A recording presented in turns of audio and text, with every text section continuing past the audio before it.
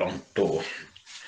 Bom dia, boa tarde e boa noite. Depende do horário que vocês estiverem assistindo essa aula. Para aqueles que estão presentes, já boa tarde, mas pode ser que alguns vão assistir essa aula durante a noite ou durante o dia, amanhã do dia seguinte, já que ela está sendo gravada e será disponibilizada para vocês no formulário da semana que vem.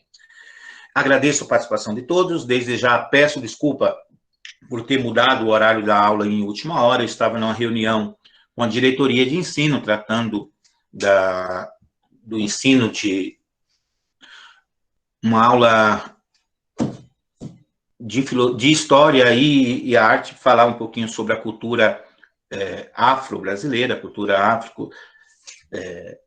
África e a cultura afro-brasileira, e acabou atrasando, mas eu não poderia deixar de dar essa aula para vocês. Tinha a opção de gravar e disponibilizar, mas como eu falei no início, muita gente não tem a paciência de assistir a aula depois. O nosso tema da aula de hoje será a Guerra de Secessão, americana. Vou dar um apanhado geral, vou deixar disponível os slides para vocês, não vou seguir passo a passo de cada slide, porque em seguida nós vamos tratar também da escravidão e resistência brasileira, ou melhor, escravidão europeia, né, no fato que foi os escravos trazidos para o Brasil pelos portugueses. É um tema vasto, eu acredito que muitos de vocês já tenham tido essas aulas durante o fundamental, e eu gostaria de bater um papo com vocês sobre essa questão. Desmistificar um pouquinho essa questão de escravidão, para que nós possamos nos apropriar que não é escravo e sim escravizado, falar um pouquinho sobre a diferença, porque quando a gente fala de escravidão, dá um ar de condição, de que era algo meio que voluntário, e na verdade... Natural, né? Olá, desculpa, Priscila. Natural, né? Como se fosse algo natural. E é a questão do que nós chamamos de racismo estrutural, né? Cria-se uma ideia e você vai ver aí alguns defendendo que a escravidão foi algo positivo para a África, que os africanos eram atrasados, e nós sabemos que não é verdade. Os escravos trouxeram muito de sua inteligência, muito do seu conhecimento, e tudo que nós temos no Brasil hoje, e a exploração do ouro, a construção de engenho, não são tecnologia e saberes do europeu. Muito desses trabalhos são conhecimentos e saberes dos africanos. Então, dá um ar de que, olha, eles já viviam assim, olha, a escravidão não foi inventada pelos portugueses, pelos europeus, a escravidão já existia na África, e Portugal ou a Europa só usou daquilo que já existia. Mas nós vamos entender que não é bem assim. Escravidão sempre existiu em toda a história da humanidade, em todo o mundo. A escravidão de brancos, no caso da Grécia, e no caso de Roma. Aí a escravidão, paralelamente, já existia na África, sim, também, mas o que a Europa vai fazer é algo totalmente diferente. Eles vão mudar a estrutura da escravidão, de que existia em toda a história da humanidade, que existiu em todos os povos da humanidade, em quase todos os povos, e eles vão transformar isso em um grande comércio que acho que é a grande vergonha da humanidade. Então, eu vou começar a aula de hoje, vou começar a apresentar, e aí, à medida que for surgindo, nós vamos batendo um papo sobre essas ideias. Eu gostaria muito de ter uma aula mais longa para vocês, para nós começarmos essa aula. Eu acho que O ideal era nós começarmos essa aula falando sobre os grandes reinos africanos, mas eu não terei todo esse tempo. Se eu for falar dos reinos africanos, não vou conseguir falar da escravidão e resistência. Mas eu vou disponibilizar para vocês em PDF, são nove páginas que falam sobre a África antes do europeu. Então, acho que toda a história da África tem que ser contada antes do europeu chegar na África. Porque quando vocês conhecem a história da África antes do europeu, vocês vão entender que aquela história de que o negro não tinha inteligência, que o negro era bruto, foi tratado como uma espécie de animal, apenas uma justificativa do branco para institucionalizar a escravidão. Mas vocês vão ver que já existia reinos complexos, reinos bem estruturados, antes dos europeus chegarem lá e acabar destruindo aquele continente. Então, a África, na mentalidade da gente, é um paizinho. E a África é toda igual. Todos os negros africanos, todos os escravizados pensavam da mesma forma. Não é. E é isso que é utilizado pelos europeus para conseguir dominar aquele continente inteiro. Vamos lá, galera. Eu vou começar. Se alguém pedir aí a participação, aí vocês vão me avisando, porque eu não consigo visualizar, não. E não consigo também, eu vou até deixar aqui o celular próximo, para se caso alguém pedir a participação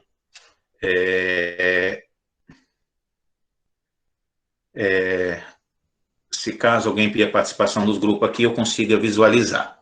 Então, vou deixar o celular aqui mais próximo, para que eu consiga. Gente, aparece para vocês o slide aí, tudo ok? Sim, Eric, tá tudo normal.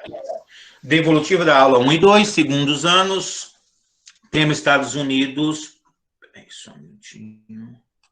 Estados Unidos da América no século XIX, expansão para o Oeste, doutrina do Destino Manifesto. Eu vou direto para a questão, porque na introdução da aula, para falar sobre a Guerra de Secessão, eu já vou retomar, aí fazendo a retomada da aula anterior. A pergunta que eu deixo para vocês no formulário foi: na virada dos séculos, o Caribe transformou-se numa espécie de grande lago americano, destinado a atender a sede de investimento de uma sólida comunidade de negócio e as nascentes necessidades estratégicas militares do norte americano. Para além do Caribe, da América Central, as atenções voltaram-se para o Pacífico. Essa área conformariam o laboratório para a retomada da doutrina do Destino Manifesto, que no passado havia já servido de justificativa para os expansionismos similares, em que o emprego da força era visto como inevitável. Marco Pamplona revendo o sonho americano de 1890 a 1872. A citação acima se refere à expansão norte-americana no Caribe, no Pacífico, nos fins do século XIX, no início do século XX, a partir do exposto. Explique como a doutrina do manifesto foi aplicada em benefício dos interesses expansionistas norte-americanos no Pacífico e no Caribe. Eu deixo como uma possível resposta. Por meio da doutrina do manifesto, que se baseava no pressuposto de que os norte-americanos constituíam-se um povo escolhido ao qual competia difundir os princípios democráticos igualitários, buscou-se legitimar o expansionismo econômico norte-americano em direção às regiões citadas. Diferentemente dos europeus, os Estados Unidos promoviam um império de portas abertas, em que a dominação comercial e financeira nem sempre se fazia... Acabou faltando um pedacinho. Nem sempre se fazia presente. Então, basicamente, gente, ao contrário da Europa, que vai lá instituir as colônias, os Estados Unidos ele vai utilizar da dominação econômica, mas sem necessariamente colonizar. Então, ele vai, com essa ideia de doutrina do manifesto, do povo escolhido, da política do Big State, que era América para os americanos, eles vão se aproveitar dessas ideias e vão usar aí todo o Pacífico, em especial a América. Só um minutinho, gente, parece que impressão minha ou tem alguém. Aqui. Só um minutinho, ver se mais alguém vai pedir para participar. Pronto. Dessa vez eu consegui visualizar aqueles que estavam pedindo participação. Então, eles vão se aproveitar para uma dominação econômica, mas com a velha política do Big State, que era falar macio, mas com um grande porrete na mão. Ou seja, dominar toda a América e a América Latina, intervindo na política e impedindo aí que a Europa intervisse nessa questão comercial. Então, os Estados Unidos se colocou como os defensores da América. Na realidade, eles se consideram os únicos americanos. Né? O resto são latocícios, são aquilo, mas quando ele se refere a americano, dá um ar de que a América é os Estados Unidos. Então, foi aí que os Estados Unidos se tornam essa potência quando ele começa desde esse princípio. Depois aí vem a Primeira Guerra Mundial, pós a Primeira Guerra Mundial, aí sim eles vão se colocar como o senhor do mundo e vão ali derrubar a Inglaterra, que era...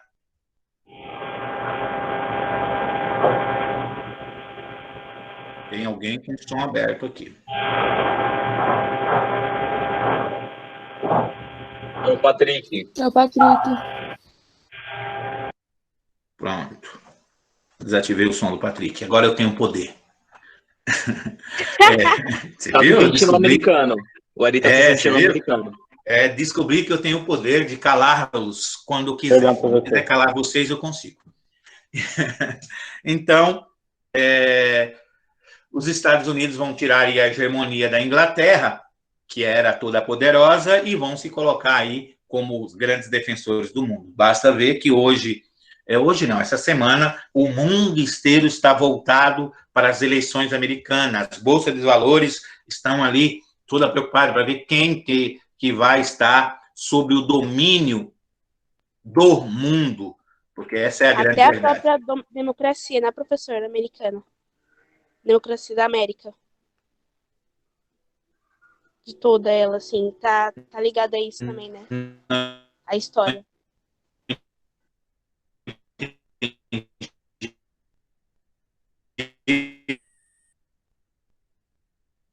Sim.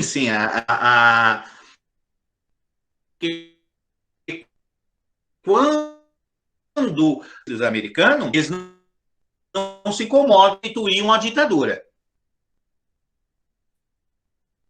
Foi o caso da ditadura e em outros lugares do mundo. Quando a ditadura favorece o interesse norte-americano, eles não se incomodam de negociar lá quando os interesses desse ditador chocam com o americano, aí sim, aí eles vêm com essa pseudo-democracia e levando a democracia e a paz pelo mundo.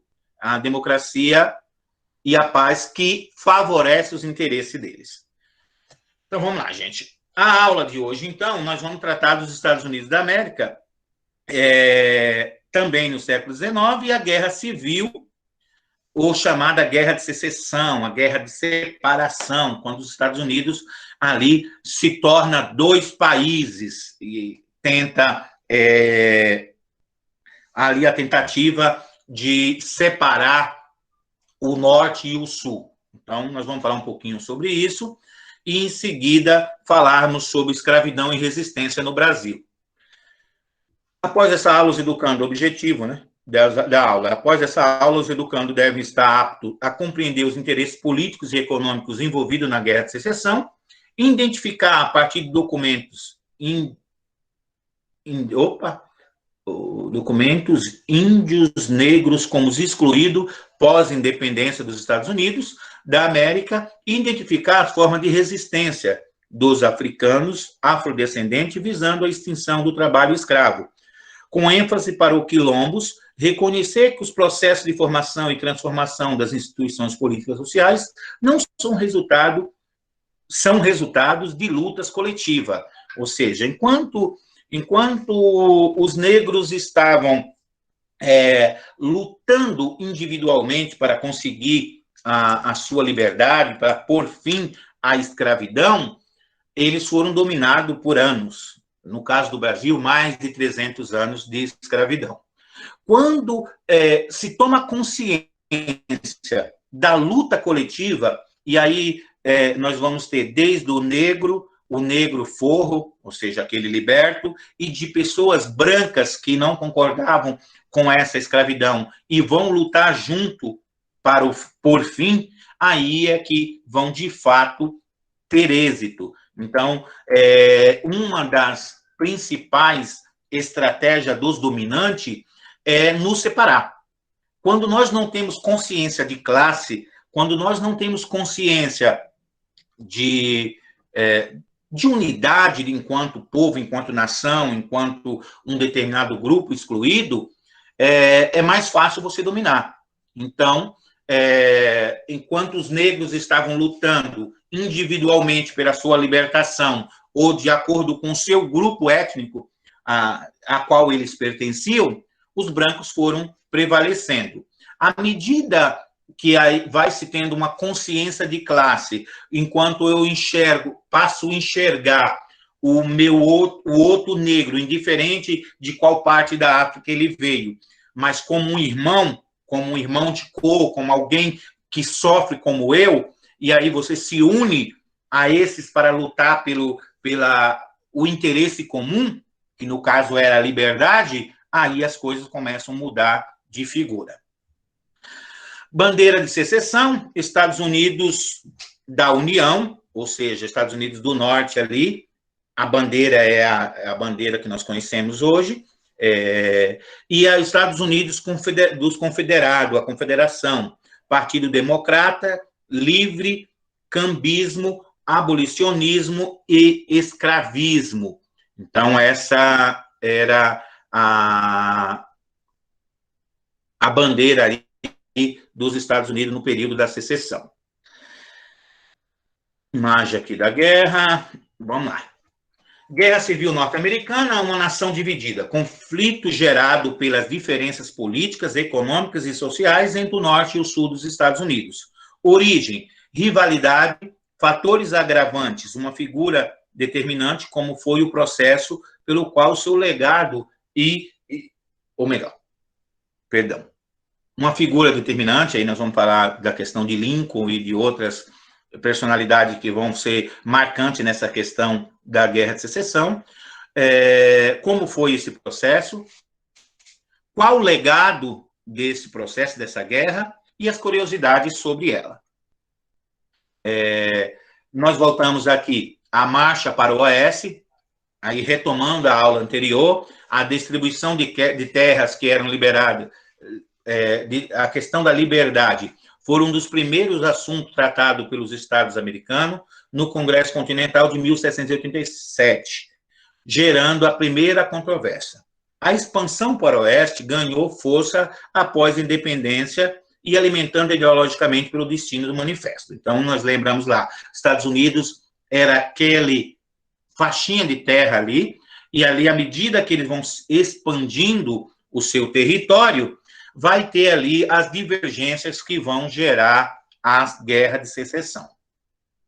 Aí nós falamos também na aula passada dos fatores da expansão, os imigrantes, principalmente europeu, que vão chegar ali, 16% ingleses, 39% irlandeses, 30% de alemães, vão chegar ali nos Estados Unidos, depois da sua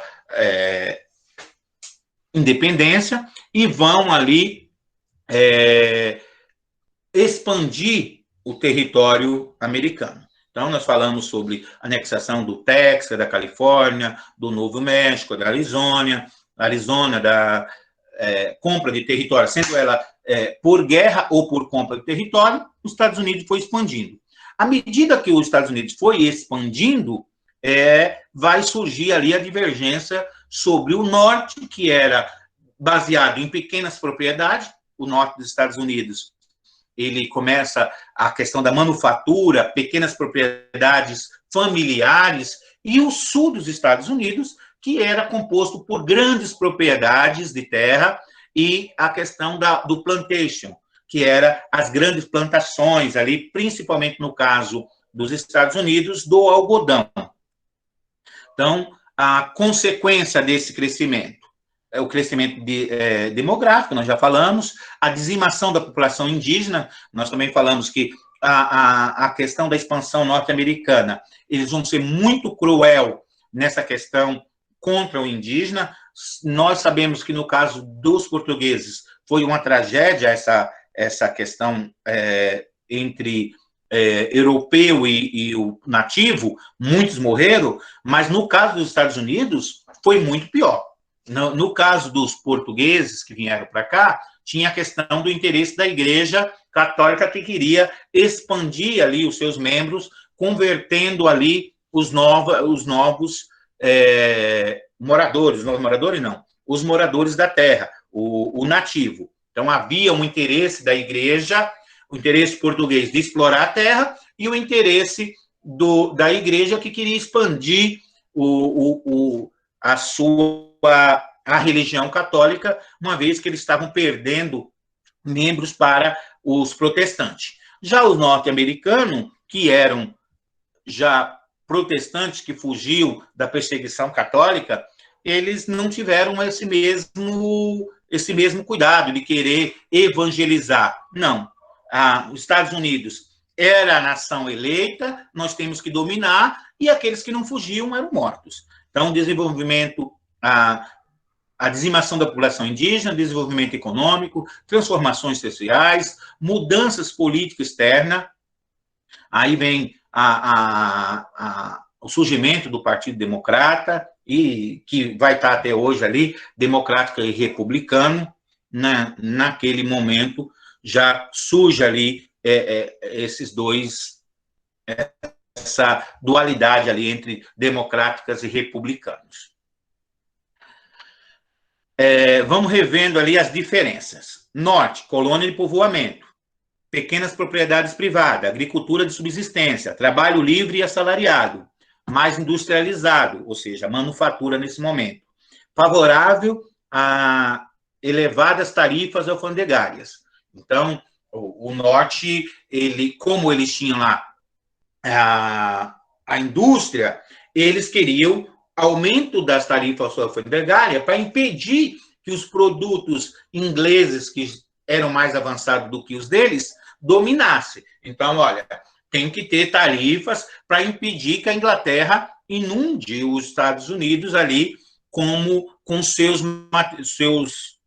seus produtos industrializados, que eram mais baratos do que o deles. Já o Sul, colônia de exploração. Então, lembre, Norte, colônia de povoamento. Sul, colônia de exploração. Os Estados Unidos ele vai ter essa característica mista.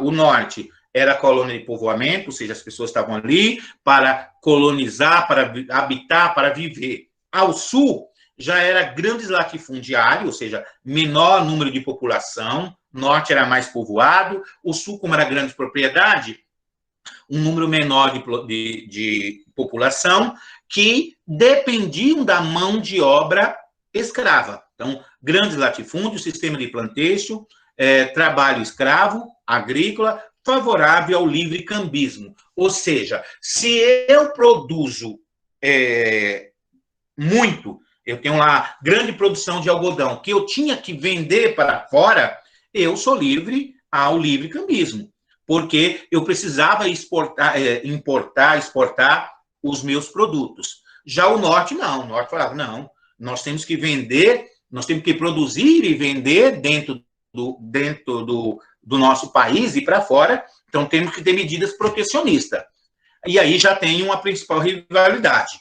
O Norte, como era industrializado, ele é a favor do emprego livre.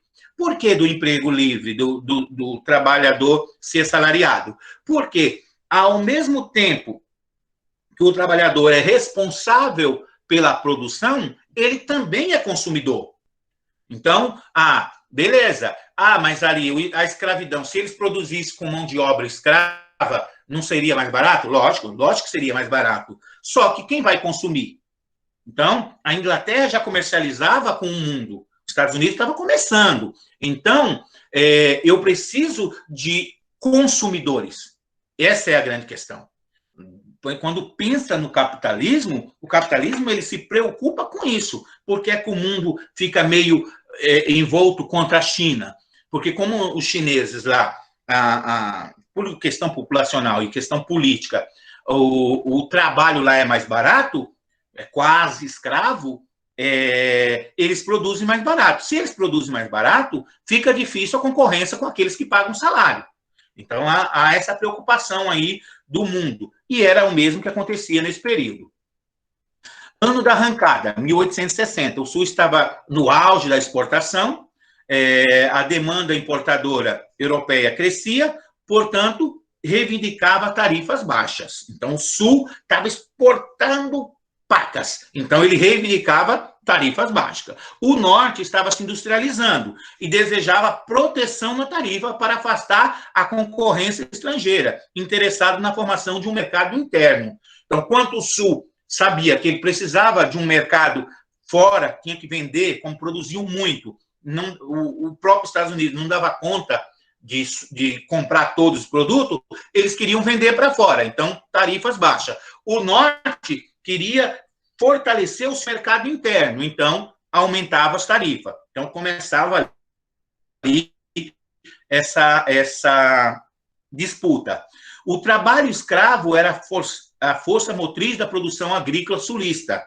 A escravidão para o Norte não tinha peso econômico, além de moralmente contra o resultado,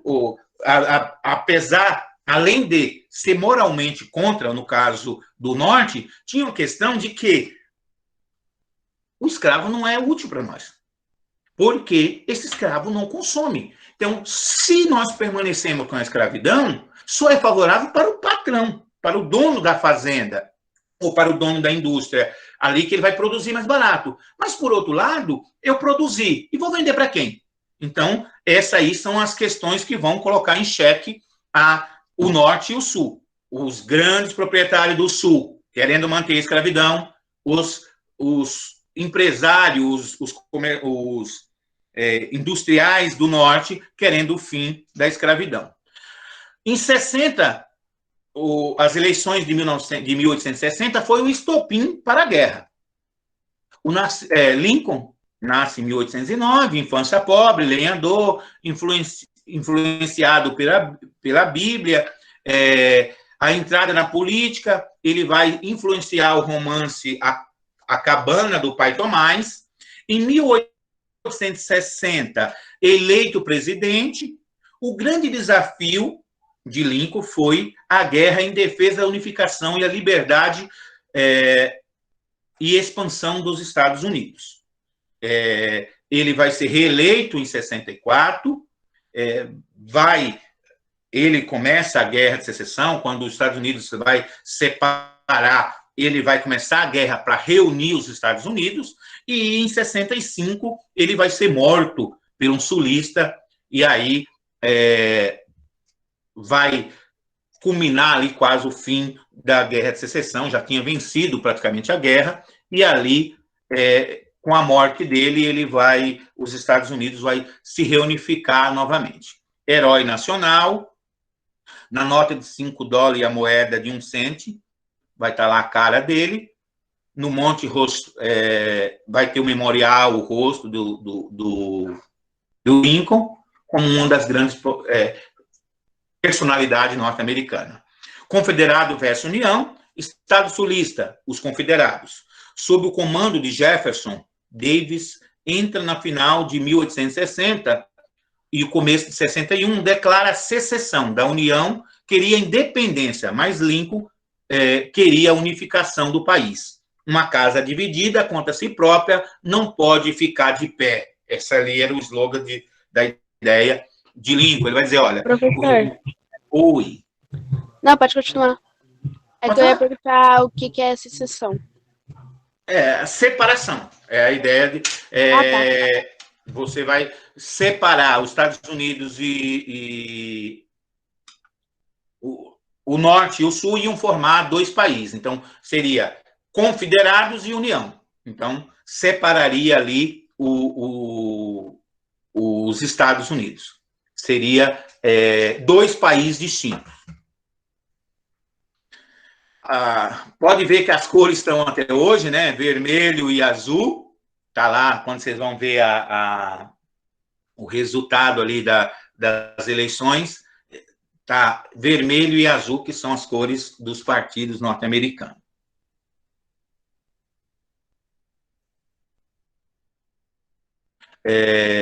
Em azul, os Estados da União, em vermelho, o Estado Confederado, em marronzinho aqui, são os estados que estavam dentro da União. Era escravista, mas estavam dentro do território da União. A Guerra de 1861, dia 12 de abril, confederados invadem o Forte Smart, base militar da União. 3 dias depois, Lincoln reúne tropas, contra-ataca esse movimento, encarado pelo Sul como declaração de guerra. Então, o Sul vai começar, eles vão tomar um forte que era do Norte, e com isso o Lincoln vai declarar, vai contra-atacar o Sul, onde vai ter aí a declaração de guerra. A primeira batalha de a vitória sulista, na primeira batalha, em 1862, Homestead, não sei como se lê, Lei das Terras, o Norte começa a levar vantagem. 22 milhões de habitantes contra 9 milhões do Sul. Como eu falei, o Norte era industrializado, era pequenas propriedades, mais pequenas cidades, formavam cidades, então eram mais povoados. Então tinha 22 milhões de habitantes contra 9 milhões do Sul. Só em questão numérica, o Norte já levava vantagem. Sem contar a questão de que o Norte era industrializado. Se era industrializado, faziam suas próprias armas. Tinha uma questão, pode ver que os Estados Unidos até hoje tem essa questão bélica, de produção de armas. E o Sul dependia de comprar armas de fora. Como o Norte vão ali dominar a marinha, eles tinham os melhores navios, eles vão impedir o comércio do Sul com outros países. Alguns países como França, vão no começo apoiar o Sul, a própria Inglaterra, com a ideia de que, poxa, era defender os interesses deles, que era comprar os produtos do Sul, como já vinham comprando, mas quando percebe ali o andar da guerra, esses países vão retroagir e vão parar ali. O Sul não vai ter sucesso em aliança com países de fora, o que vai fazer com que o Norte levasse mais vantagem aí nessa questão aí da guerra. Porque o Norte tinha mais gente, o Norte tinha melhores roupas, tinha preparo, pode ver que o Norte tinha uniforme, enquanto o Sul usavam a roupa do próprio corpo, não tinha ali um uniforme de guerra, usavam roupa mais pesada, e a questão bélica. Se o Norte que produzia as melhores armas, nesse uso aí começa a utilização de metralhadora, uma guerra de trincheiras. Então, a guerra de trincheira não começa com a Primeira Guerra Mundial, como muitos percebem. As guerras de trincheira começam, né, nessa Guerra de Secessão. Abriam-se grandes valas para se proteger das armas automáticas do Norte. O Norte tinha muitos recursos, lutava com uniformes, os sulistas com roupas do corpo. Possuíam acesso à comunicação, transporte, estratégia militares mais sofisticada. Placar final, 19-10. Em 1862, vitórias importantes para a União, invasão nortista à Virgínia, implantação da frente ocidental, plano Anaconda, bloqueio naval. Então, as batalhas ali naval, os Estados Unidos ele tinha os encoraçados, que faziam parte da marinha inglesa, mas o norte já tinha esses encoraçados, eles vão bloquear o sul pelo mar, então impede que eles comercializassem com qualquer outro país, e aí vão sufocar o sul dentro do seu próprio território. Aí tem o filme Liberdade, de 1863, Emancipação dos Escravos, não deu fim à escravidão, mas continha restrições, mas possibilitou que cerca de 200 mil negros lutassem pela União. Então, Lincoln, ele vai ter a ideia, poxa, olha, naquele momento, o negro não era permitido lutar no exército. O Lincoln vai abrir os exércitos para os negros, aqueles que lutassem pela União eles teriam a liberdade, eles iam conquistar a liberdade, e aí, nesse processo, vai surgir a 13ª emenda, que vai libertar os escravos, nesse primeiro momento, do norte, porque o sul não reconhecia a autoridade do presidente Lincoln. Então, o norte vai libertar os seus escravos, e aí há uma demandada, muitos negros do sul começam a fugir para o norte em busca da sua liberdade, se aliar aos exércitos do norte para que conquistasse a sua liberdade. Na Batalha de Gettysburg, com a vitória do norte, durou apenas 3 dias, porém fez um saldo de mais de 51 mil homens mortos, feridos, capturados e declarando desaparecido quase 1/3 de todos que lutaram. Embora a guerra tenha se arrastado por mais um ano e meio a Gettysburg, não sei se é assim que é a pronúncia, Gettysburg, se for diferente, alguém me corrija aí, por favor. O ponto de virada, nunca mais o sul montaria uma grande ofensiva, ao norte apenas resistiu. Então, com essa vitória, com essa batalha de Gettysburg, o sul vai ter suas forças minadas, morreu muita gente, e aí ele continua por mais um ano, mas só resistindo os ataques. Eles já não conseguiam atacar o norte como deveriam, como pretendiam. Nós hoje tomamos aqui uma firme resolução de que estes mortos não terão perecido em vão, que esta nação, com a ajuda de Deus, nascerá novamente para a liberdade.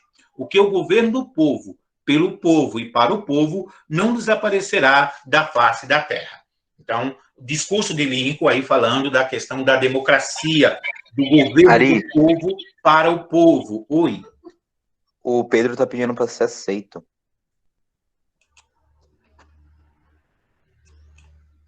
Pronto. Aceitei o Pedro. Então, Lincoln, após a vitória dessa batalha, ele vai fazer um discurso onde ele diz, olha, morreram-se muitos homens, mas que a morte desses não seja em vão. Essa é uma história cruel, porque numa guerra civil, quando você está lutando contra um inimigo, mesmo que seja criado de um outro país, você está matando o inimigo. Mas, nesse caso, era uma guerra entre irmãos, entre povos. Existiam pessoas da mesma família lutando em exércitos opostos. Então, era uma guerra onde só morria americano. Então, você pensa aí na Segunda Guerra Mundial, morreu muita gente, mas vai morrer. Morreu de um lado, morreu de outro, morreu alemão, morreu francês, morreu de diversos nacionalidades. Mas no caso da Guerra Civil Americana, só morria americano. Em 64, Lincoln foi reeleito. O general Grant da União mantinha um cerco de 9 meses a Petersburgo, Virgínia. Em 65, em março, Robert Lee, comandante sulista, abandona Petersburgo e tentando recuar para o sul. Porém, em 8 de abril, cercado por 120 mil soldados da União, Lee se rende e em Pontotoc, não consigo ler esse nome não, pelo amor de Deus. Os termos da rendição foram generosos. Em 9 de abril de 1865, a Guerra de Secessão chegou ao fim oficialmente. Então, aqueles que eram inimigos, os rebeldes, voltaram a ser nossos compatriotas. Então, não foi imposto para os vencidos muitas restrições. Porque o interesse de Lincoln era a unificação novamente dos Estados Unidos. Então, os Estados Unidos estavam divididos em dois, com caridade para com todos, firmeza no caminho certo, de forma como Deus nos faz ver que o certo sigamos para concluir o trabalho em que estamos empenhados, atar as feridas da nação, cuidar daqueles que tiver lutado na batalha de sua viúva órfã, fazer todo o possível para alcançar e nutrir uma paz justa e duradoura entre nós mesmos e com todas as nações. Discurso de Lincoln na pós-64. Então, já estava ali declarada praticamente a vitória do Norte, mas Lincoln ele vai fazer um discurso ali de apaziguador.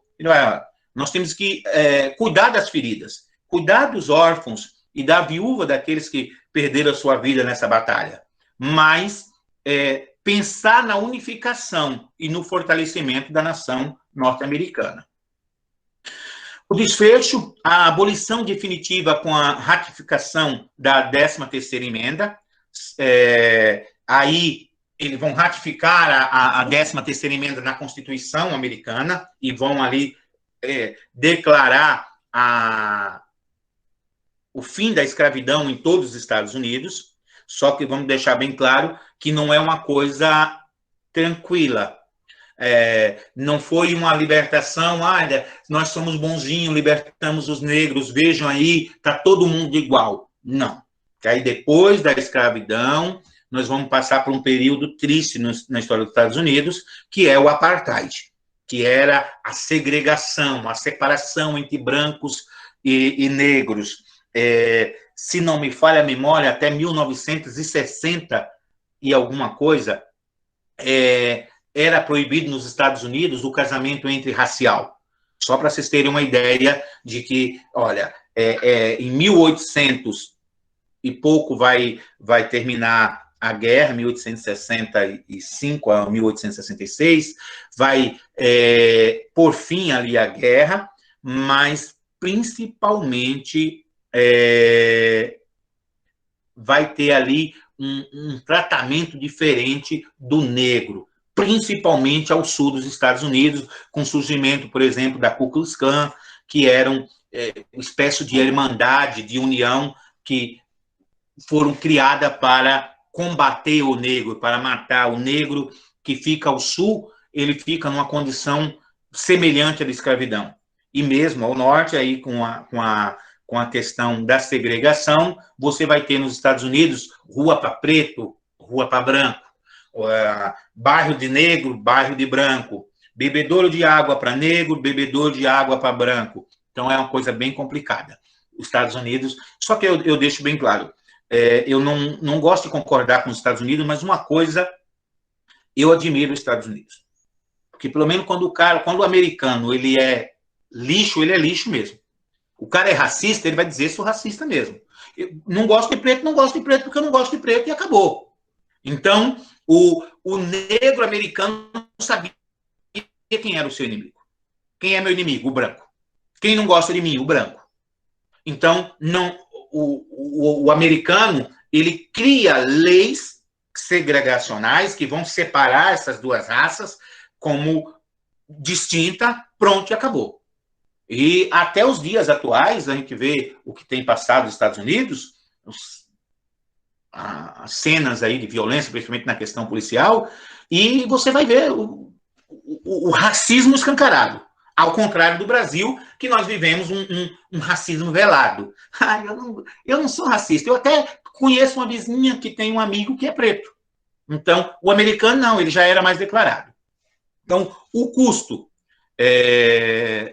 vamos lá, cerca de 620 mil mortos, devastação principalmente do Sul, custo avaliado em 115 bilhões de dólares, estados rebeldes ocupados por tropas da União até 877, então, os estados rebeldes ainda foram ocupados até mais 10 anos pelas tropas da União, recusa do Estado sulista, exceto Tennessee, em ratificar a 13ª emenda, como se tornariam ilegais, esse Estado criaram leis regionais de semi-escravidão. Então, não foi aceita, foi decretado o fim da escravidão nos Estados Unidos, mas não foi aceita assim de pronto.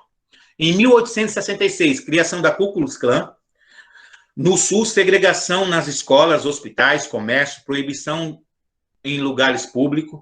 Em 1868, a 14ª emenda, proteção igualitária às leis. Em 1870, a 15ª emenda, direito do voto ao negro.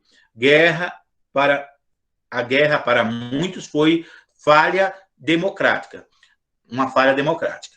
Ciência do dever de unificação, migrações para o norte e oeste, maior êxodo da história americana. Então, se os negros no Sul passaram por todo esse processo, eles começam a migrar para o norte. Foi a maior migração, o maior êxodo da história americana. Então, muitas pessoas tinham que sair. Existem vários filmes que vão tratar essa questão do Sul, de casos que brancos que apoiavam negro tinham sua casa queimada, eram mortos, negros tinham suas filhas estupradas. Foi uma história vergonhosa na história americana.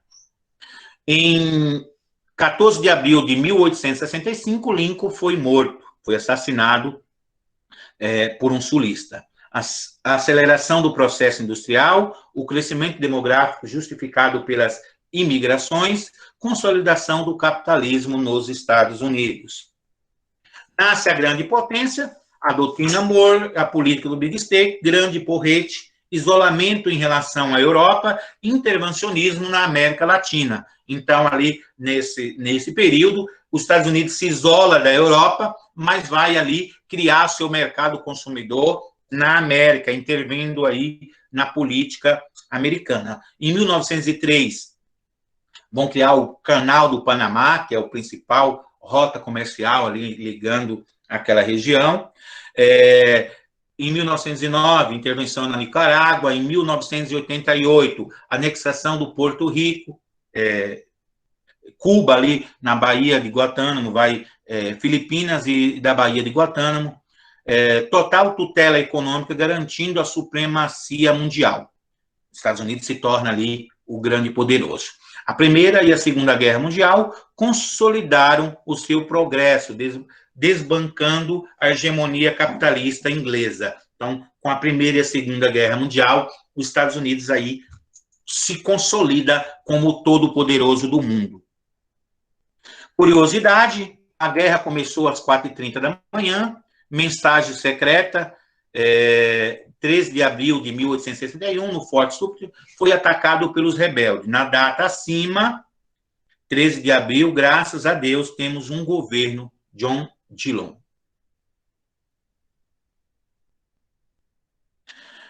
Irmãos em lados opostos, pioneira uso de balões e telégrafo, origem da expressão ok, no caso dos Estados Unidos, negros não eram aceitos no exército, milhares de refugiados no Brasil fundaram Americana e Santa Bárbara do Oeste. Então, essas duas cidades são de refugiados americanos que vêm para o Brasil e vão fundar a cidade de Americana, que fica aqui para o lado de Campinas, e Santa Bárbara do Oeste são fundadas por americanos. Agora, a nossa aula sobre escravidão e resistência. Eu vou tentar correr um pouquinho.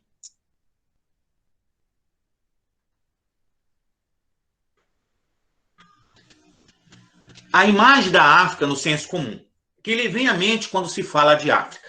A primeira visão: pobreza, miséria, escravidão. Paisagens exóticas, savanas, selvas, elefantes, girafas e etc.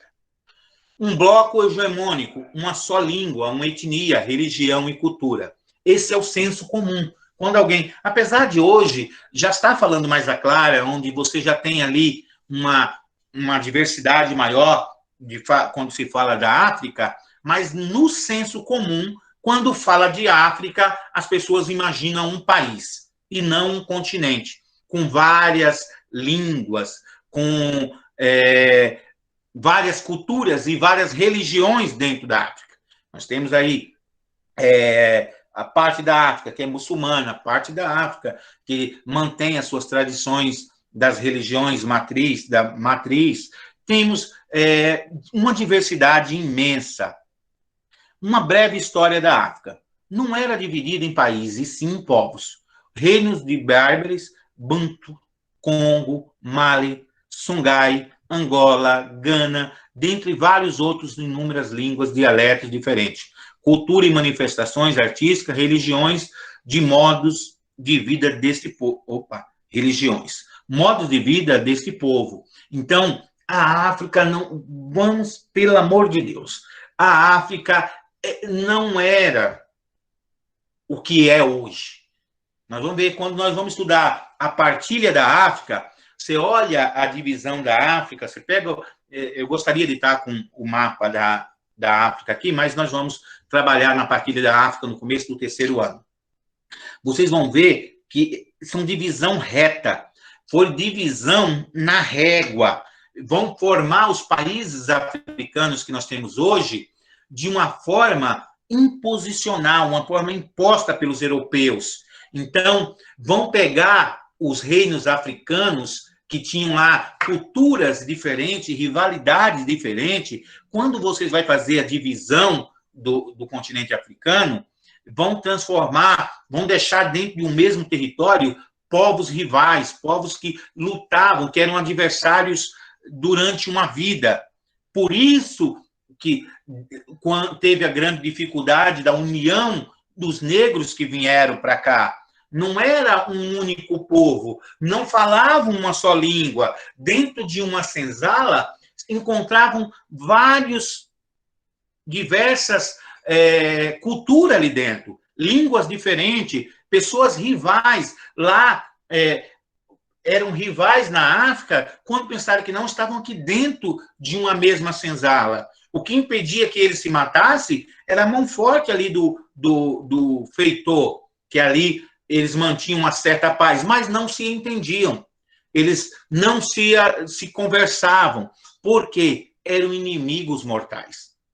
Então, a história da África, antes da chegada dos portugueses, é uma. Após a chegada dos portugueses, começa a mudar a história. Quando alguém falar para você assim, mas os portugueses não inventaram a escravidão. Os africanos tinham escravos negros. Lógico. Assim como na Grécia, você tinha um escravo branco. Assim como em Roma, você tinha um escravo da mesma cor. Porque a escravidão não era racial. A escravidão se dava por outros fatores, como dívida, que era comum no mundo inteiro, vencidos de guerra, e não havia um comércio intenso. Mas os negros já vendiam escravos. Sim, quando você tinha lá prisioneiros de guerra, você vendia ali para o Oriente, quando os portugueses chegam e começam a comprar. Por quê? Eu não estava vendendo um irmão, eu estava vendendo alguém de uma tribo inimiga. Eu não pegava meu filho e escravizava. Eu não pegava alguém da minha tribo para escravizar. Eu pegava os escravos que eu tinha, que eram vencidos de guerra, ou alguém que tinha uma dívida comigo, e ali você tinha aqueles escravos naquele momento. Os portugueses vão começar a exploração da terra, do povo e a escravidão. Os africanos vendiam escravos aos portugueses ou eram capturados pelos mesmos, levando às colônias. Portuguesas como escravo ou mão de obra. Então, o português, quando ele chega na África, a princípio, eles adentravam o território e prendiam, aprisionavam os africanos e transformavam ele em escravo. Mas os portugueses vão olhar e vão falar, poxa, esse povo, eles têm uma grande rivalidade entre eles. A África, do ponto de vista dos portugueses, ela era atrasada. Eles tinham armas rudimentares, não tinham a tecnologia que a Europa tinha. O que é que os portugueses fazem? Vão fazer aliança com certos reinos e vão quebrar uma coisa chamada o equilíbrio. Os portugueses, os africanos, eles rivalizavam entre si, mas lutavam de forma tribal. Então, as condições de armas eram as mesmas. Mas quando os portugueses fazem aliança com alguns reinos, com alguns reis africanos, e ali ele arma esses reis com arma de fogo, ensina a atirar, e aí eu quebro o equilíbrio.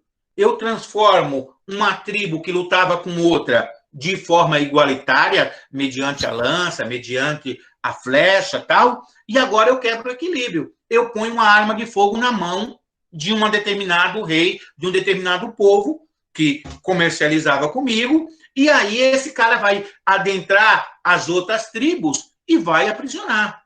Por quê? Eu não estou aprisionando o irmão, eu estou aprisionando o povo banto, o povo X, que é inimigo meu. Esses são meus inimigos. E olha, muda totalmente a dinâmica. E agora, aquilo que se dava por causa de uma guerra, por causa de um conflito, agora vai se dar por causa de um comércio. Eu tenho que prender as tribos rivais, porque os portugueses vão chegar aqui, vão trazer fumo, vão trazer aguardente, vão trazer não sei o quê, e vão trocar por escravos, por inimigos meus. E aí começa a mudar a dinâmica da escravidão. Já havia escravidão na África antes de chegar dos europeus, lógico. Motivo para ser escravizado: guerra, pagamento de dívida, troca por comida, punição, roubos, crime, etc., penhora e etc. Isso era comum em quase todo o mundo conhecido, ou em todo o mundo conhecido. Então, mas o português não escravizou os africanos, eles se escravizaram. Dá um ar de que quando os portugueses chegaram com seus navios, os africanos se jogavam. Ai, que bom, que chegou um branco salvador que vai me tirar da miséria. Olha, eu me torno escravo de vocês. Não.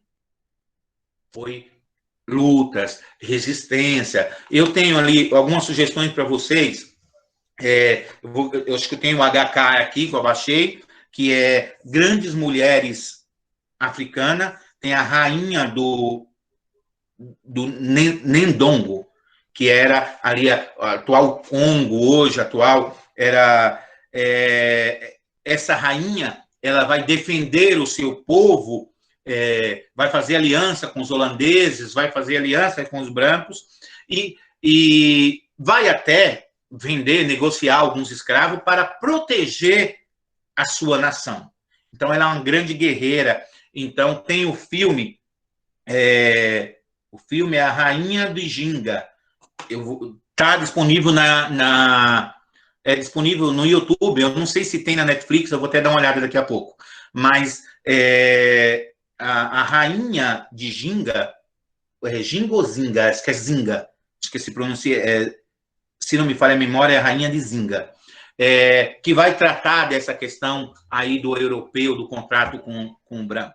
Vai tratar dessa questão da resistência de alguns povos à escravidão. Não foi algo voluntário, gente. Por isso que nós chamamos de escravizado e não escravo.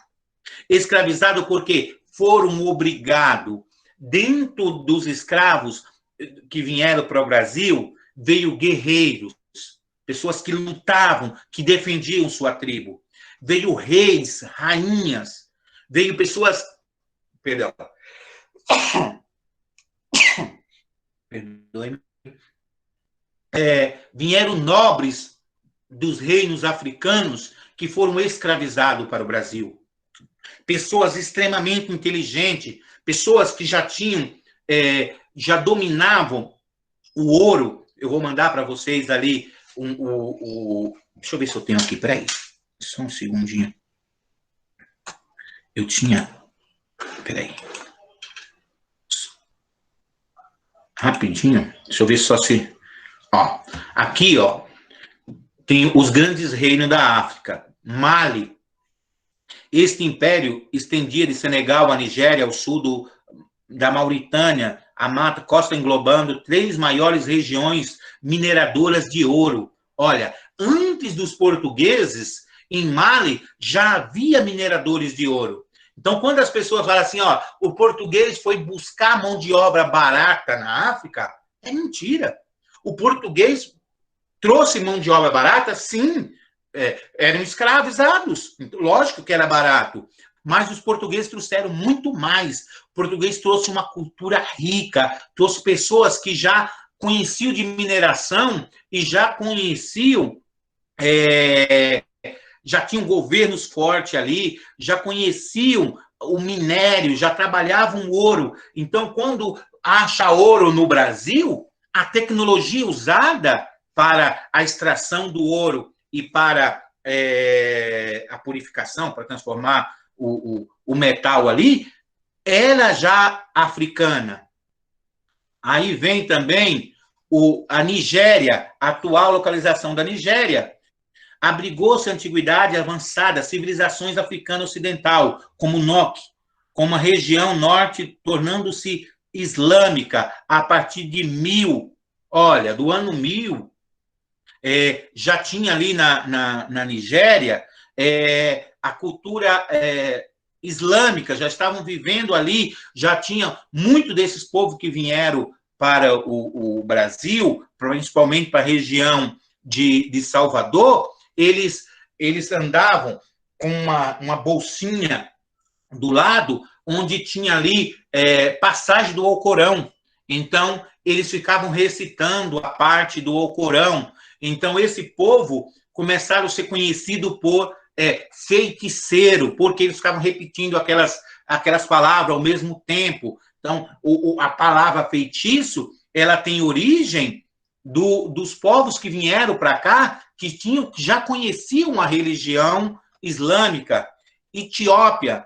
A Etiópia é o país mais populoso ao norte da África. Quando você fala da Etiópia hoje, você lembra de miséria, de fome, de seca, mas nesse período era cercada por maciço conjunto de montanha.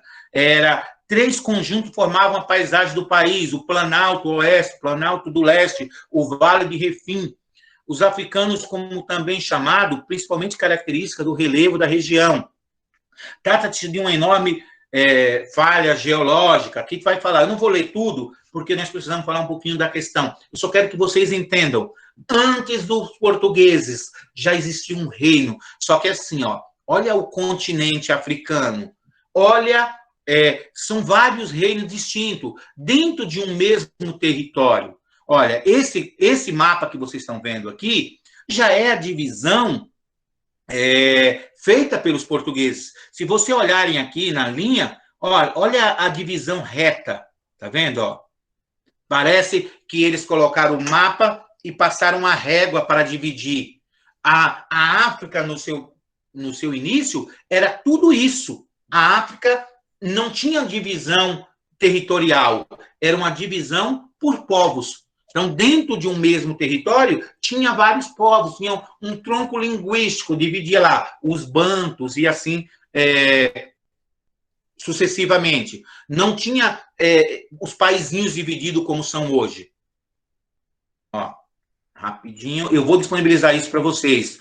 O Egito, olha a divisão do Egito, gente. Uma régua traçada claramente, conhecido como a dádiva do Nilo, o principal rio. Gente, por muitos anos, o Egito não era tratado como África. E nem sofreu o que a África sofreu, a África negra sofreu, porque eram brancos, eram diferentes. Você vai pegar países africanos que, por muito tempo, a gente teve lá, Argélia, são países orientais, é do Oriente. A cultura do Oriente. Não trato como sendo africanos. Por muito tempo, você não tem negro? Como assim? A África sem pretos. Mas a África não é só negra. Gana, o reino de Gana. Eu não vou me alongar, Senegal, são os grandes reinos africanos. Eu vou disponibilizar esse daqui para vocês logo depois da aula, para que vocês leiam um pouquinho, principalmente aqueles que se interessam pela cultura africana. Todos deveriam se interessar, porque é a nossa cultura. Fala, a cultura africana dá um ar de que nós somos diferentes. Não, na nossa cultura, a cultura afro-brasileira tem muito da cultura africana. Então, é interessante que vocês se apropriem de que a África não é só miséria, que a África não foi um povo pacifista, um povo pacífico que se deixaram dominar. Não, eles foram dominados por alguém que tinha poder bélico maior do que eles. Essa é a grande verdade. E lembre-se, a África não é um país, a África é um continente. Ao longo de mais de 300 anos, escravos negros foram responsáveis. Escravos, tá antigo. Não fui eu que produzi os slides, não domino tanto para isso, mas troquem a palavra escravo por escravizados negros, foram responsáveis pela produção de boa parte da riqueza do Brasil, no qual milhões de africanos foram tirados de sua terra para uma viagem na qual aproximadamente metade morriam de fome, doença e maus tratos. Os navios negreiros eram verdadeiras tumbas, porque você saía de lá, dentro de um navio, centenas de negros, e boa parte morriam nessa viagem. Jogavam lá de qualquer jeito, entulhado dentro de navio.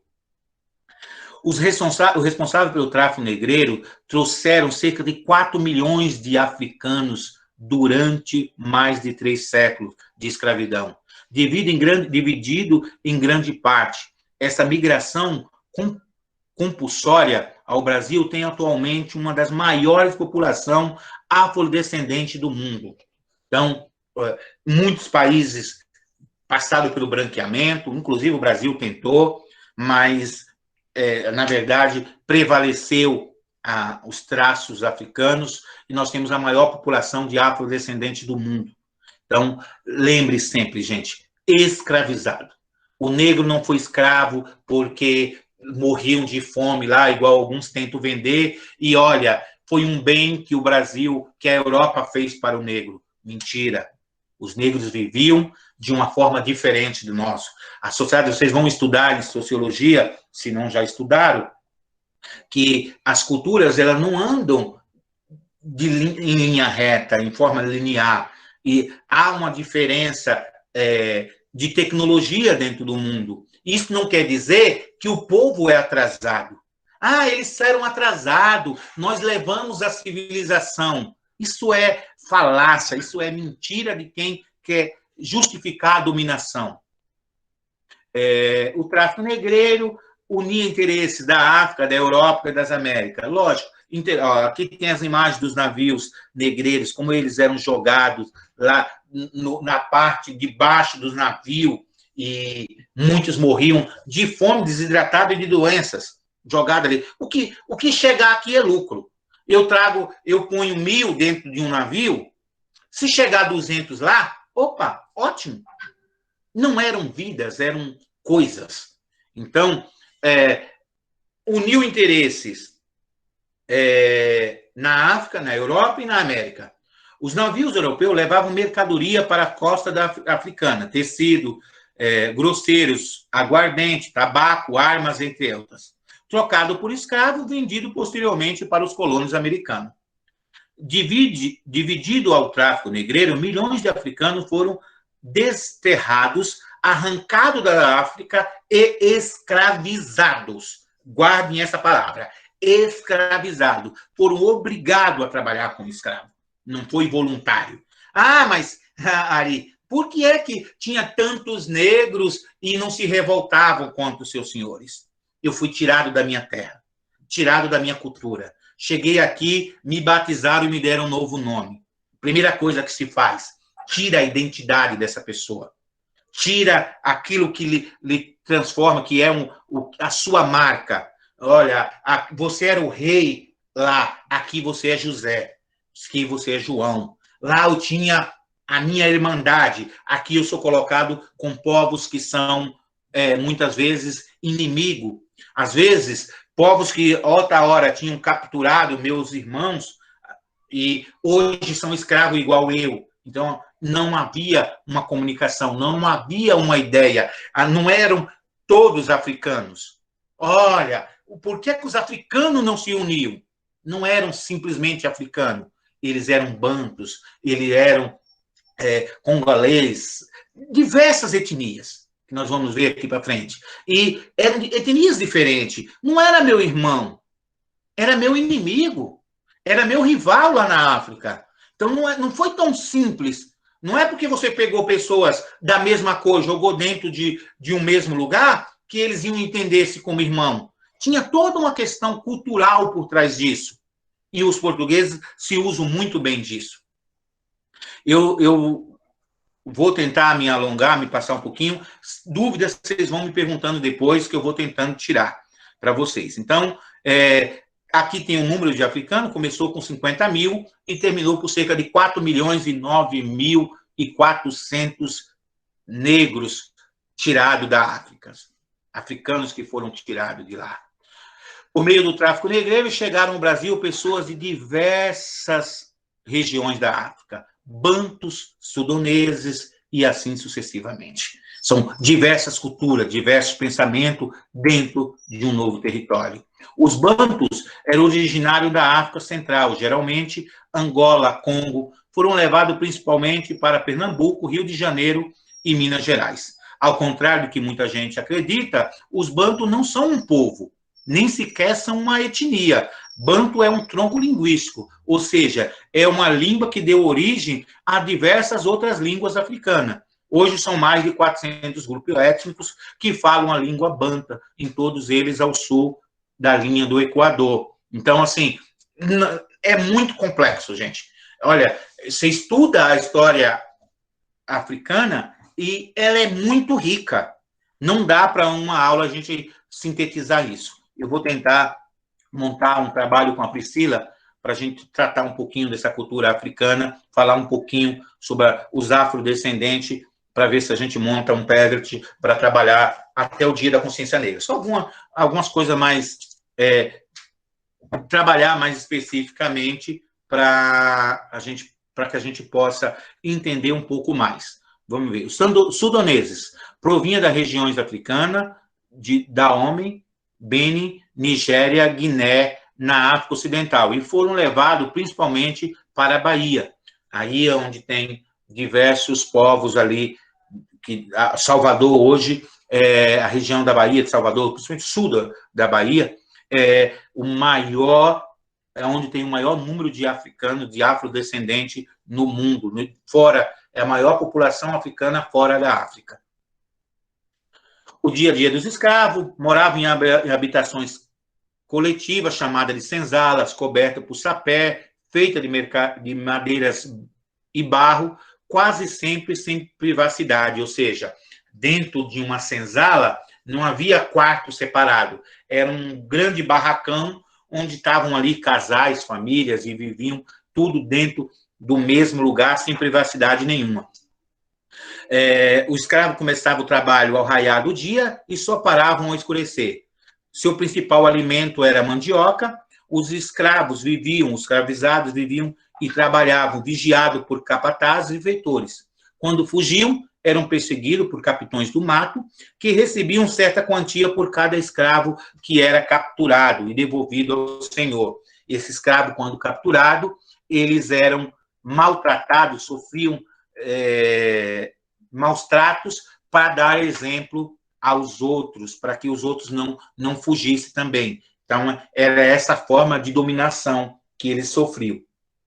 Os principais castigos, o tronco, o escravo ficava preso, imobilizado por horas, e às vezes dias, o que provocava inchaço das pernas, formigamento e fortes dores. Bacalhau, espécie de chicote de couro cru, que rasgava a pele, e muitas vezes os feitores passavam sal nos ferimentos, tornando a dor ainda maior. Viramundo, instrumento de ferro que prendia as mãos e os pés. Gargalheira, colar de ferro com várias hastes em forma de ganchos, Então, você usava até mesmo para dificultar que ele fugisse. Ele estava com aquele colar, com vários ganchos. Fosse fugir na mata, aqueles ganchos prendiam em galhos, impedia que eles fugissem.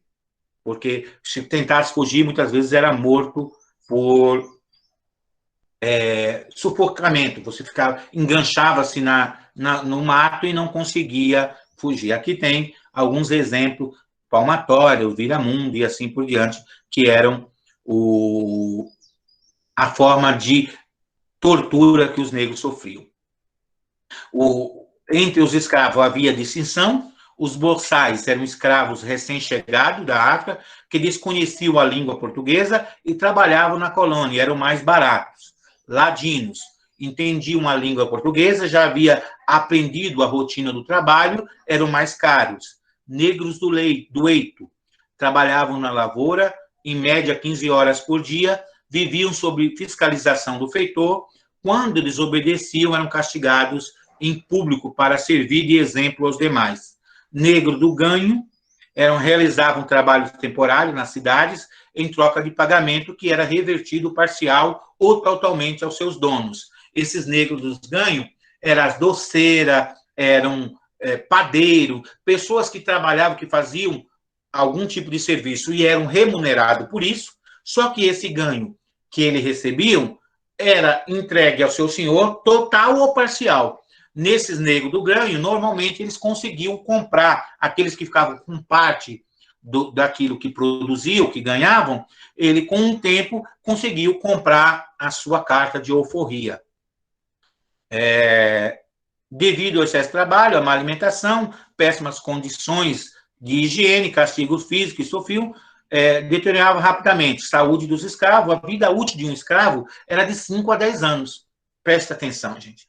A vida útil do escravo era de 5 a 10 anos. Então, o escravo chegava aqui com 20 anos, aos 30 anos ele estava estropiado, destruído por jornada de trabalho exaustiva, sem nenhuma condição. Roupas maltrapidos, sem menor condição, 15 horas de trabalho, sofrendo castigo, então a vida útil dele era muito pequena. Os escravos domésticos, escolhidos entre os mais bonitos, dóceis e confiáveis, recebiam roupas melhores, alimentação mais adequada e certos cuidados, viviam mais tempo. Então, os escravos domésticos, e entre esses escravos domésticos, sempre as mulatas mais bonitas eram estupradas pelo senhorzinho, eram eles que iniciavam sua vida sexual normalmente com uma escrava, e aí começa a surgir as mulatas, a mistura, esses negros, esses brancos, na maioria das vezes, quase 100% das vezes, não reconheciam os seus filhos, o qual chamavam de bastardo, que aí vai surgindo os chamados escravos brancos, né? Tem ali a história da escrava Isaura, tal. Era um escravo que, por muitas vezes, iam embranquecendo devido à violência sexual que as mulheres negras sofriam. As principais resistências, estou já caminhando para o final, empreendiam fugas para os quilombos, adoeciam, suicídio, mulheres provocavam aborto, assassinavam feitores, patrões, colocavam fogo no canavial, quebravam máquinas de engenho e etc. Estas são as formas de resistência. Muitos negros não aceitavam a ser escravizado e ali ele cometia suicídio. Era uma forma de libertação, era uma forma de me tornar livre, era me matando. Mulheres que engravidavam, seja ela vítima de violência ou não, na grande maioria, tinha lá, pegava-se um negro forte e tornavam ele meio que o reprodutor da senzala. Então, para que eu tivesse mais escravo, eu pegava um negro forte e ele passava a ser o reprodutor da senzala. Ele se relacionava com as negras para engravidar e dar escravo aos senhores. Muitas dessas negras não aceitavam a condição de escrava e, quando engravidavam, ela provocava um aborto. Elas não queriam criar um filho para se tornar escravo. Então, era a forma de resistência desses negros. como falei, colocavam fogo no canavial, matavam os feitores, muitas vezes se uniam, matavam os feitores. Dentro dos negros vinham os capoeira, e assim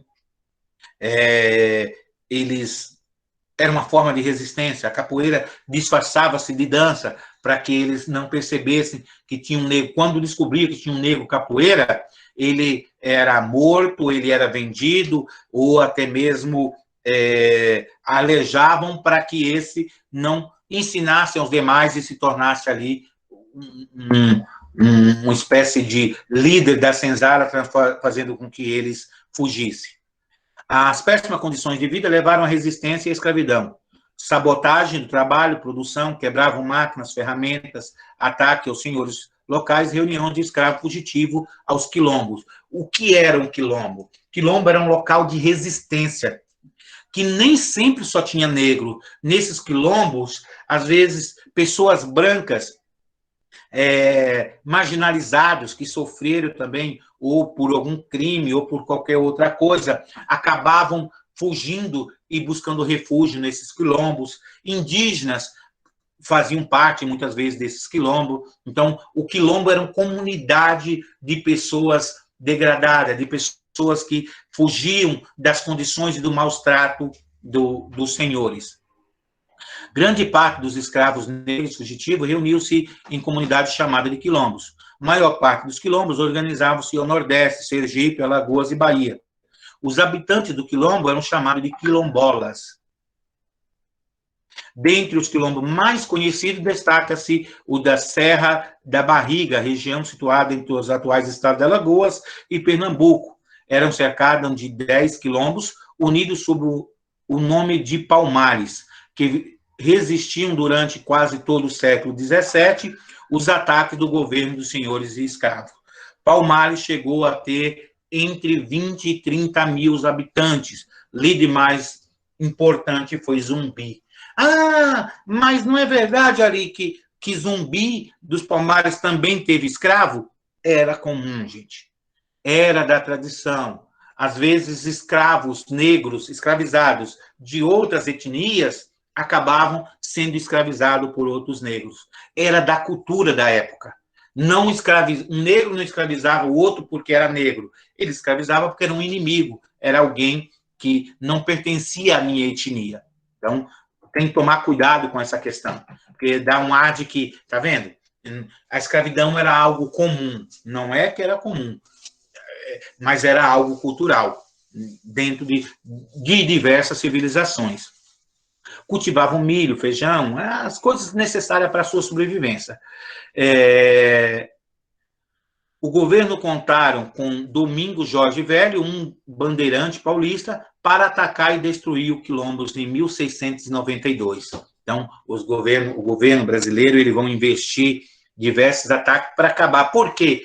O quilombo se tornou um lugar de resistência, um símbolo, era uma sociedade à parte da brasileira. Estava fora dos domínios brasileiros. Então, eles vão incentivar a destruição desses quilombos, porque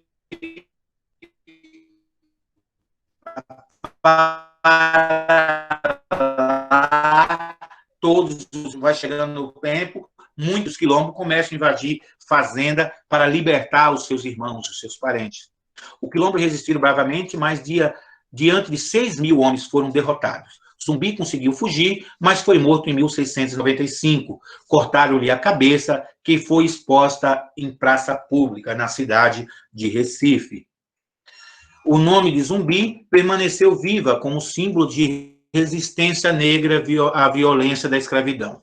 O dia de sua morte, 20 de novembro, é lembrado atualmente como o Dia da Consciência Negra. Então, o dia 20 de novembro é o dia da morte de Zumbi. É esse dia que nós comemoramos o Dia da Consciência Negra. Do passado ao presente, a luta continua.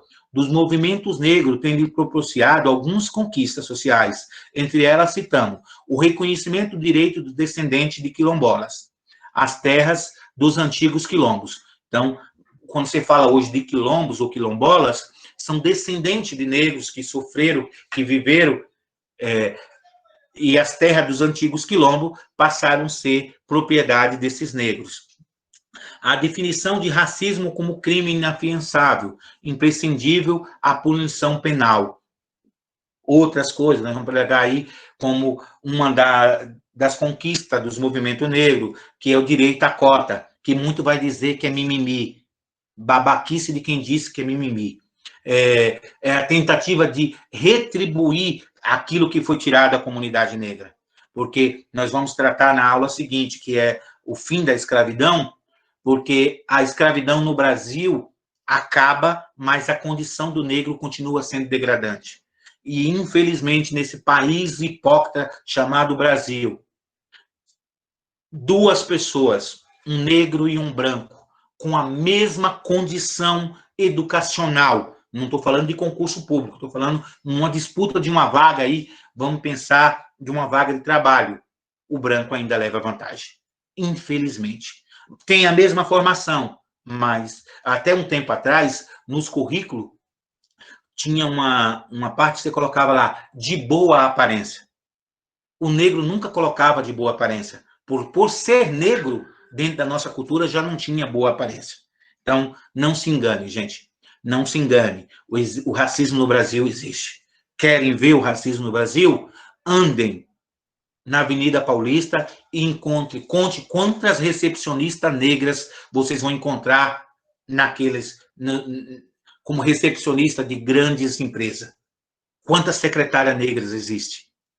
Ah, mas ali é muito mimimi. Não é. Infelizmente, o racismo, só quem vive, só quem sofre pode dizer. Então, tomem cuidado quando vocês reproduzem as ideias de uma sociedade branca dominante, de um racismo estrutural, que vão dizer, quando um negro está lutando por seus direitos, ele está sendo vitimizado. Ai, é vitimismo. Não é vitimismo, gente. Nós temos que, infelizmente, a cota ela existe para compensar. Não é falta de capacidade intelectual. Não, não é isso. Se o negro tiver condição de igualdade ao branco, ele conseguirá, sem forma alguma, com os seus méritos. Mas a questão é, onde estão a maioria dos negros hoje? Dentro das grandes periferias. O negro tem que começar a trabalhar muito mais cedo do que o branco. Ah, tem exceção? Tem. Tem pessoas que conseguiram lutar e ver na educação o futuro dos seus filhos. Mas, infelizmente, muitas vezes, a falta do pão na mesa faz com que eu abandone um pouco a escola de lado para que eu tenha que trabalhar e conseguir ajudar a minha família. Então, tomem cuidado. Não é vitimismo, não é mimimi. Cota é direito, não é favor. Não estamos fazendo favor ao negro, eu não estou pedindo favor a ninguém. No dia que nós tivermos no Brasil escola de qualidade, condição para todos iguais, aí nós podemos dizer que não precisaremos mais de cota. Mas enquanto esse país for tão desigual e tão injusto, nós precisamos de cota, tanto para o negro como para o aluno de escola pública. Porque no Brasil, escola pública é para pobre, faculdade pública é para rico. Então, não vão perpetuando essa ideia. Agradeço a paciência de todos, aqueles que ficaram até o final. Peço perdão, mas era uma aula que eu não podia deixar de apresentar. Dúvidas, reclamações de Lamúria? Não?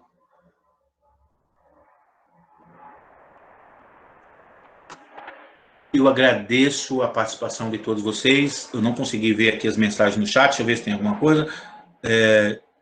Alguém pediu para sair, tranquilo. Todos que tiveram que sair, será compreendido, isso não tem problema nenhum. Um abraço a todos, agradeço a paciência de todos vocês e até a nossa próxima aula. Um beijo no coração de todos. Amanhã eu vou participar da aula de vocês, eu vou tentar me organizar para participar do debate de vocês. Vou assistir o debate para prestigiá-los e, se precisar ali, contribuir com alguma coisa. Um abraço a todos e até amanhã no debate de vocês. Valeu, Ari. Até amanhã. Tchau, Ari. Obrigada. Valeu, tchau, tchau. Tchau, tchau. Ótima aula, Gostei professor. da Valeu. sua aula. Tchau. Obrigado, gente. Parabéns. Valeu, Tchau, obrigado. gente.